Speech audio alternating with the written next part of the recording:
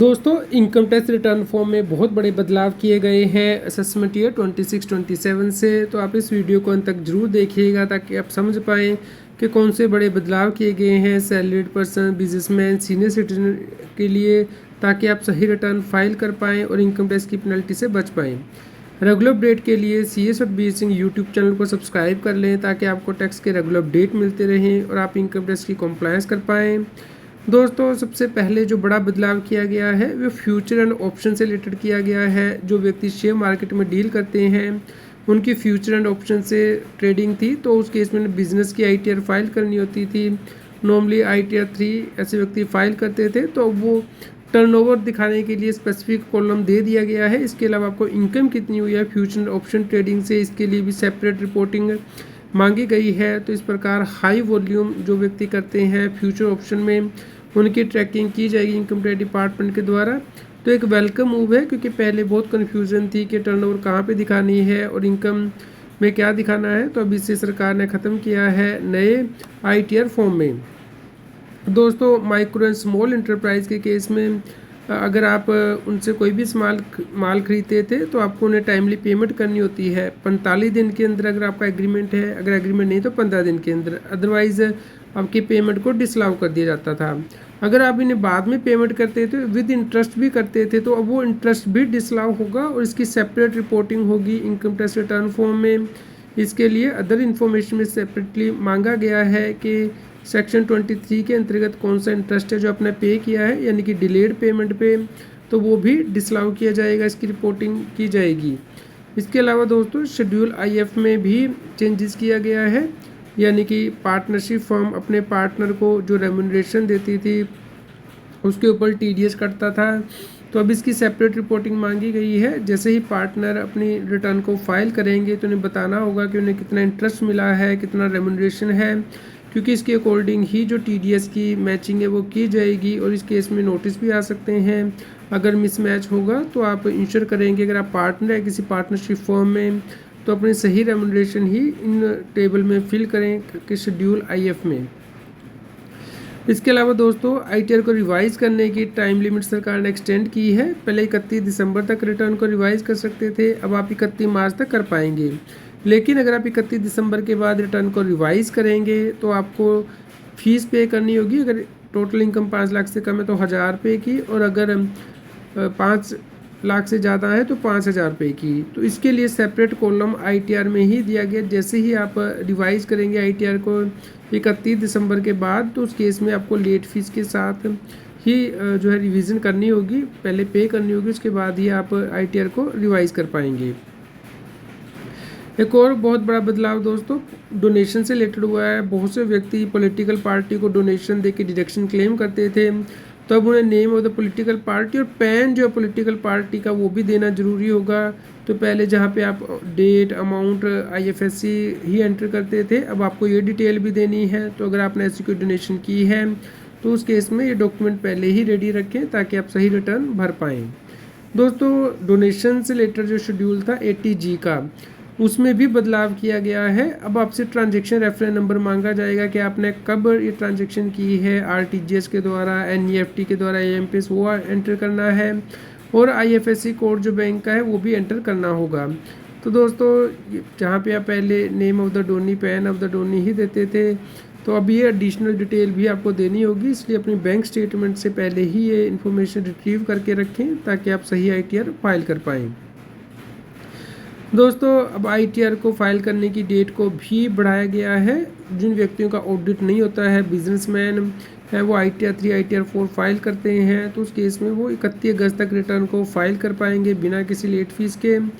इसके बाद भी रिटर्न को फाइल कर सकते हैं जो कि बिलेटेड रिटर्न होते हैं 31 दिसंबर तक, लेकिन उस केस में लेट फीस लगती है। अगर आपका ऑडिट होगा बिजनेस या प्रोफेशन के केस में तो आप 31 अक्टूबर तक रिटर्न को फाइल कर पाएंगे।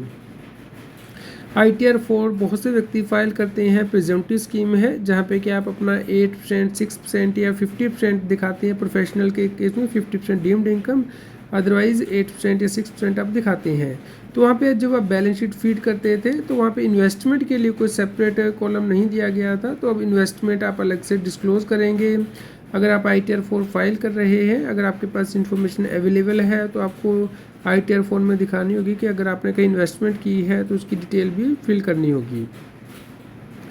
दोस्तों ITR 7 अगर फिल किया जाता है तो पहले वहाँ पे फेस वैल्यू ही नॉमिनल वैल्यू के अंदर फिल की जाती थी, लेकिन अब वहाँ पे टोटल वैल्यू ऑफ इन्वेस्टमेंट जो है वो फिल की जाएगी, ताकि जो स्क्रूटनी है इनकम टैक्स डिपार्टमेंट के द्वारा अच्छे से की जा सके। तो ITR 7 जो व्यक्ति फाइल करते हैं उनके लिए एक बड़ा अपडेट है। इसके अलावा ITR 7 जब फिल करते थे तो आपको बताना होता था कि आप किस एक्ट के अंतर्गत रजिस्ट्रेशन ली हुई है, कब से रजिस्ट्रेशन ली है, लेकिन अब ये भी बताना होगा कि उसकी वैलिडिटी पीरियड कब तक है। आपने जो भी रजिस्ट्रेशन ली हुई है, मान लीजिए सेबी में या फिर दर्पण पोर्टल पे या किसी और लॉ के अंतर्गत, तो आपको जो है वर्किंग करनी होगी कि आपका जो सर्टिफिकेट है कब तक वैलिड है, तो उसकी वैलिडिटी डेट भी अब आपको बतानी होगी। इसके अलावा ITR 7 में ये जो बदलाव किया गया है इसलिए किया गया है ताकि इन एंटिटीज़ के ऊपर जो ITR 7 फाइल करती है ज़्यादा कंट्रोल किया जा सके और उनकी वैलिडिटी को चेक किया जा सके। जो भी उन्होंने रजिस्ट्रेशन लिया कि वो वैलिड है जब वो रिटर्न फाइल कर रहे हैं। इसके अलावा नॉन रेजिडेंट के लिए भी बड़ा बदलाव किया गया। ITR 3 और ITR 5 में सरकार ने 44BB, BBA, 44BBC, 44BBD, 44B extra के अंतर्गत सेपरेट डिस्क्लोजर मांगा है, क्योंकि ये इनकम प्रिजम्पटिव बेसिस पे टैक्सेबल होती हैं। तो इसके बेस पे अब आप अपना ग्रॉस रसीट या नेट प्रॉफिट जो है वो दिखा सकते हैं नो अकाउंट केस में, जो कि इनकम टैक्स एक्ट में प्रोविज़न दी गई है उसके अकॉर्डिंग। और दोस्तों अगर आपको कोई इनकम होती है, इंटरेस्ट इनकम मान लीजिए कंपनी से, NBFC से, तो उस केस में आपको कहाँ पे दिखानी है, ये आपको अदर सोर्स में दिखानी होगी, इनकम फ्रॉम अदर सोर्स में। और इसके लिए अदर इनकम के अंतर्गत ही ये क्लासिफिकेशन नहीं डाली गई है। अब आप यहाँ पे रिपोर्ट करेंगे ITR फॉर्म में ITR 2, 3, 5 या 7 जो भी आप फाइल करते हैं। एक और बड़ा बदलाव जो है ITR 1 और ITR 4 से रिलेटेड किया गया है। फॉरेन रिटायरमेंट अकाउंट पहले मांगे जाते थे, लेकिन क्योंकि जिन व्यक्तियों के फॉरेन एसेट होते हैं ITR 1, ITR 4 फाइल ही नहीं कर सकते, तो अभी से ख़त्म कर दिया गया है ITR 1 और ITR 4 से। तो आप इंश्योर करें कि अगर आप नॉन रेजिडेंट हैं या फॉरेन एसेट हैं तो आप ITR 1 या ITR 4 का यूज़ ना करें। दोस्तों इसके अलावा जो ऑडिटर से डिटेल है उसमें भी बदलाव किया गया है ITR फॉर्म में।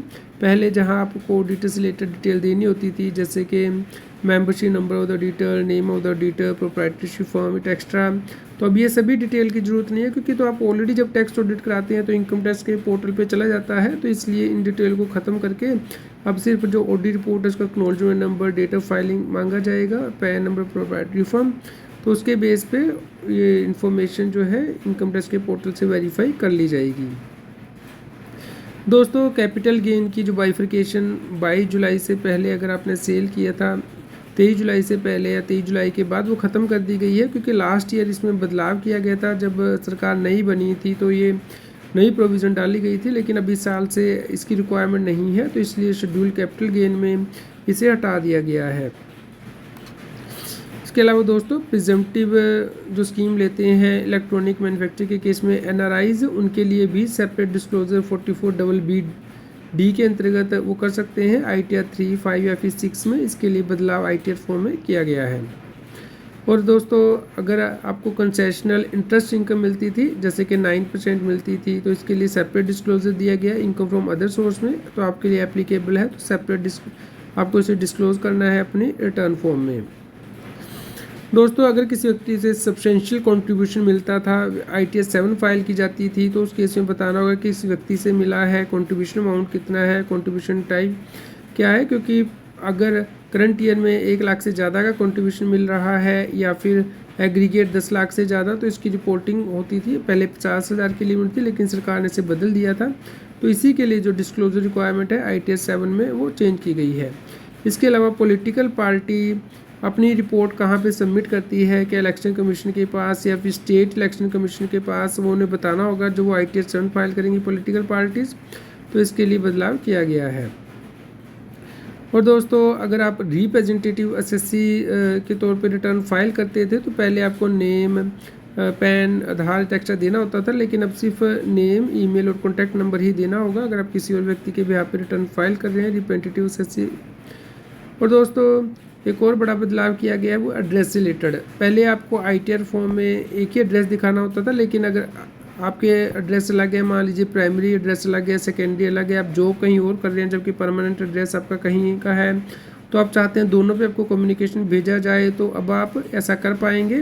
तो आप इंश्योर करें कि जो मोबाइल नंबर है या जो प्राइमरी सेकेंडरी ईमेल है वो सही भरें, क्योंकि कई बार कंसल्टेंट अपने ईमेल आईडी भर देते हैं। तो आप इंश्योर करें कि रिटर्न में आपका एड्रेस, कम्युनिकेशन का और ईमेल आईडी, मोबाइल नंबर सही हो, ताकि इनकम टैक्स डिपार्टमेंट आपसे कॉन्टैक्ट कर पाए। और दोस्तों ITR में जो मेजर चेंजेस हुए हैं इसके ऊपर आर्टिकल का डिटेल लिंक इस वीडियो के डिस्क्रिप्शन में दिया गया है, आप उसे ज़रूर रेफ़र करें, लाइक करें और शेयर करें। और अगर आपका कोई भी क्वेश्चन हो तो आप हमें कमेंट कर सकते हैं। CS सतबीर सिंह टैक्सील के टेलीग्राम चैनल को ज्वाइन कर लें और व्हाट्सएप चैनल को QR कोड स्क्रीन पे दिया गया है। लाइक करें और शेयर करें ताकि सभी लोगों तक जानकारी पहुंच पाए और वो टैक्स की कॉम्प्लायंस कर पाएँ।